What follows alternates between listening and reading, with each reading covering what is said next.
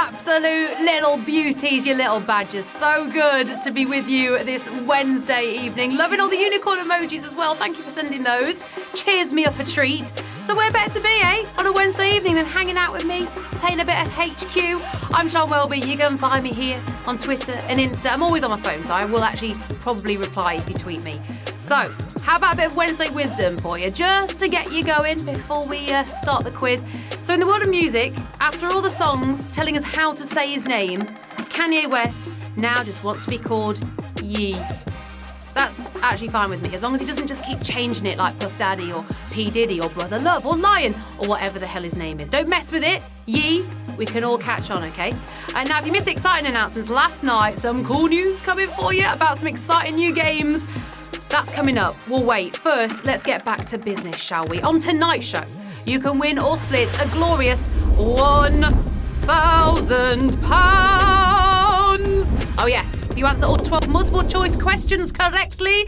As always, though, there'll be a few in there to make your brain hurt. So if you're struggling, my thing is, have a little guess, and then you can always use an extra life to get you back in the game. But use it wisely, my friend, as you can only use it once. Okay, shall we go? Come on then, Q1. What is the name of one of Batman's enemies? Mr. Silly, the Cowardly Lion, the Joker. Yeah, one of these chaps you will find in Gotham City, but do you know which one? We'll soon find out. Yeah, one of these lads is probably more likely to burst into tears than fits of laughter. I don't think the Cowardly Lion is much of a threat to the Dark Knight. He's Mr. Silly with a dark twist. It's the Joker. Of course it was. But did you know it? Yeah, 70,000 of you did. Very good. Yeah, he's going to be popping up out from the shadows in 2019 with his very own movie, and I'm very excited about that. And are you excited about this? Because I told you I had some announcements. This Sunday, we've got a new game. It's the one game. This is what's cool about it. No splitting, no sharing. One winner will take the whole £5,000 prize. This is going to be epic. Do not miss it. Tune in at 9 p.m. this Sunday. Put the date in your diary. Let's crack on. Q2. The author Dan Brown is best known for writing which mystery thriller? The Rembrandt Charter, the Van Gogh Index, the Da Vinci Code. Mystery thriller. Can you solve it? Well, let's think about this, okay? Vincent, he was far too busy chopping his ear off to concentrate on painting clues into his pictures, and Rembrandt had far more pressing issues, like writing the theme tune for Friends. The answer is the Da Vinci Code. But who got it? 67,000 of you did. A few of you, come on, use those extra lives quickly, get back in the game. Yeah, almost got the award for best-selling novel of 2003, but it was actually outsold by Harry Potter. Those pesky kids. Okay, you ready for another announcement, quickly? So if one new game wasn't enough, we've got another exciting game launching this Sunday, and it is all about sports. We've listened, we know how much you love your sports. Your calls have been answered. Tune in at 2 p.m. on Sunday with our brand new host, Tyler West. Absolute beaut. You're going to love the show, you're going to love him. It's going to be a busy Sunday. Right, come on then, Q3, let's keep going. In the Disney movie of Alice in Wonderland, which character sings, I'm late for a very important date? Black Squirrel, White Rabbit, Pink Elephant. Yeah, it's a catchy little phrase, but who sung it? Well, we all know that an elephant never forgets, and therefore their timekeeping is impeccable, I have to be honest. The answer is White Rabbit. 66,000 of you getting that right. Yeah, despite carrying a huge pocket watch with him, sadly, it was always 2 days slow. And that's the excuse I'm using from now on to avoid all social events. On to Q4. Which institution is sometimes known as the Old Lady of Threadneedle Street? Lloyd's of London, London Stock Exchange, Bank of England. The Old Lady of Threadneedle Street. Sounds a little bit spooky if you ask me. And actually, if the rumours are true, this is one old lady you do not want to mess with. She's got all your pocket money under lock and key. It's the Bank of England. But did you go for it? Could be a tricky one, this one. Oh, almost savage. I'm going to say it's a brutal one. We've lost 22,000 of you there on the London Stock Exchange, but 33,000 of you getting it right. Yeah, the Bank of England is over 300 years old. Its nickname dates back to a cartoon published in 1797.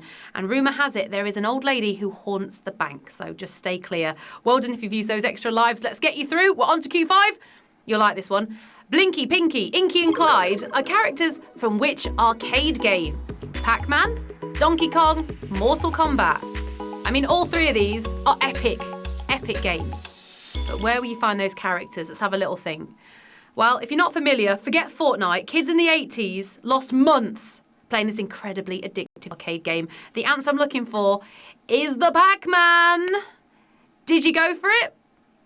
Yes, 24,000 of you getting that right. Very well. Binky, Pinky, Inky and Clyde, quite a mouthful to say. They're the four main ghosts in the game. There's actually 255 levels. Don't know if anyone's ever got that far. If you want to know the maximum score possible, it's 3,333,360 points. So good luck getting that score. Okay, Q6. Here we go. Come on. George H.W. Bush banned which of these from Air Force One? Broccoli, CIA codenames, Russian vodka. Yes, George H.W. Bush. What didn't he like? Well, let's think about this. Everybody enjoys a free drink on their flight, even the president. So what did he ban? It was actually broccoli. Do you see that one coming? Oh, there it is. It's the first savage question, losing 13,000 of you. A little bit more on that question. 10,000 of you getting it right. Quickly use those extra lives to stay in the game. Yeah, Bush Senior, he was quoted to say, "I don't like broccoli. I've hated it since I was a little kid. My mum made me eat it. I am president of the United States and I'm not eating any more broccoli." I mean, it's very quotable, isn't it? It's iconic. So, back by popular demand, need to remind you this. Tomorrow night, it's an 80s theme quiz with none other than the brilliant Beric Livingston. So nostalgia knowledge at the ready. You're going to absolutely love this. Who knows? He might have a special new wig on for you. That's all I'm going to say. He does love getting dressed up. We know that. He's living his best life. And how about some shout-outs while we're here? Hello, if you're playing this evening, to Adam, to Joe, to Sarah and Sally. Hello to you. Come on, let's crack on with the quiz. On to Q7. Which of these actors portrayed the British Prime Minister in Sacha Baron Cohen's movie? Michael Gambon, Charles Dance, Richard E. Grant. Which movie could I be on about here? And which actor played the PM? Okay, well, Ali G, as we might know, was all about the rivalry of the East Side versus the West Side. But who was sat in the middle of number 10 in his blockbuster movie? The answer, I'm wondering if it might have caught you out this, was Michael Gambon. Did you go for it? There it is. It's another savage. Yeah, losing 8,000 of you there. I can see why you might have gone for Charles Dance. Here's what happened, okay? In his movie, Ali G in the House, Charles Dance plays the deputy PM, but Michael Gambon plays the Prime Minister. Oh, that was pretty brutal, very savage. 805 of you using those extra lives. Come on then, let's crack on. Well done if you've come this far. A former Beatles member wrote a song based on the last words of which artist? Pablo Picasso, Salvador Dali, Andy Warhol. Okay, so I think you're going to like this one. It's quite an interesting story behind this. So the song actually all came down to a bit of a dare. So a friend challenged Paul McCartney to write a song about anything, like a random song. Well, he delivered, he rose to the occasion, and he wrote a song about Pablo Picasso. Did you know that? How's your music knowledge? Oh, another savage! It's another savage, losing almost 3,000 of you there, but 842 getting it right. Yeah, so here's what happened. Paul, he read an article about the death of Picasso. He ended up writing this song in 1973 based on Picasso's last words, which ended up on the album Band on the Run. Give it a Google. It's a great little tune. On to Q9. Come on. Which of these technologies takes its name from a science fiction story? Taser, laser, radar. I'm going to say it again because it's really fun to say these. Taser, laser, radar. I'm actually pretty sure at least two of these took part in the 90s TV show Gladiators, but that is beside the point. Let's crack on. The answer I'm looking for is taser. How many of you got that one right? 383 of you did. Pretty brutal. Losing 800 of you there. Yeah, taser, you'll like this, is an acronym of Tom A. Swift Electric Rifle, which is a short sci-fi story about gadgets, which was the favourite story of the inventor of the taser. So there we go. Every day's a school day Very well played if you got that right. 383 of you, few of you using those extra lives. Q10. Whose performance as the Elephant Man on Broadway lasted only 3 weeks before the show closed? Mark Hamill, John Hurt, David Bowie. Only lasted 3 weeks. Now, all 3 of these brilliant actors have played the iconic role, but whose stint got cut short on Broadway? The person I'm looking for is Skywalker himself, Mark Hamill. Can you believe it? 142 of you getting that one right. Oh, this is coming down to the bone.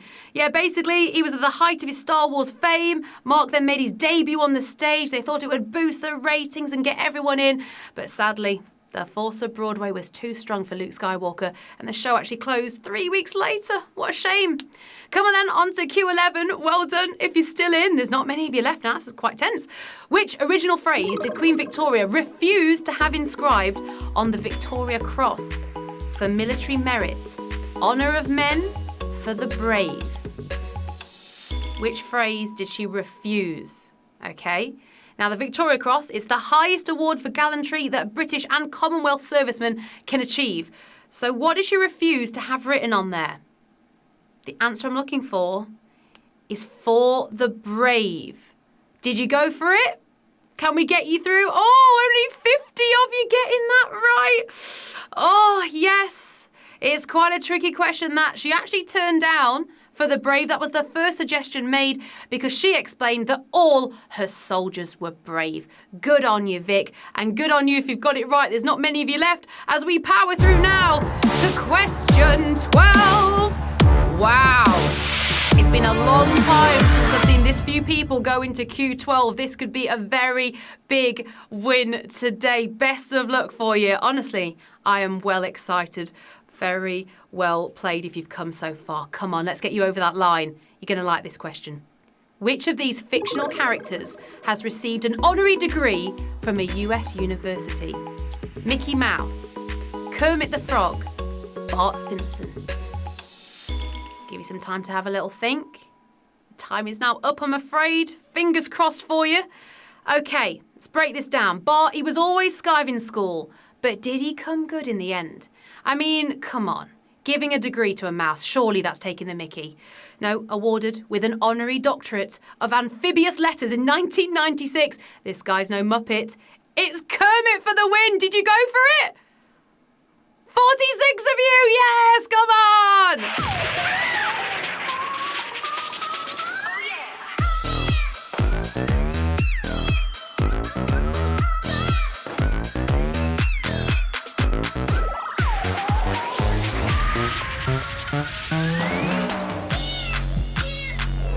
This is how we do it. Oh, what an epic little win. 46 winners scooping up an impressive 21 quid on a Wednesday. That's enough for a few drinks. Churchy Fraser. Well done to Badger Doom, to Rocky Sharp. Hello to Andy. Well done to you, Andrew. Paul White, Spirit Guides, Mr. Dave S, Matt Graham, Northeaster, Cullen Craig, Alders, Laminko, Dawny, Saverto, Dan. Well played, very well done. 21 quid. That is not bad at all. You should be very, very proud of yourselves there. The wisest of you joining us this Wednesday. Well done. 12 questions, some brutal, some completely savage, but you survived, and now you can proudly call yourself a HQ champion. We started with thousands of you. We ended with an elite group of 46. Give yourself a high five. Is that even possible? I don't know. Thank you so much for joining me tonight. I'm Sian Welby. You can find me using this username. I'm on all the socials at all times of day. 24/7 at your beck and call. Beric will be with you tomorrow evening at 9 for an 80s themed quiz. He's going to be living and loving life. Worth joining him purely for the costume. Don't want to spoil it. It's going to be epic. Have a lovely evening and I will see you soon. And remember, the guy who invented the Frisbee was cremated and turned into a Frisbee after he died, which is goals.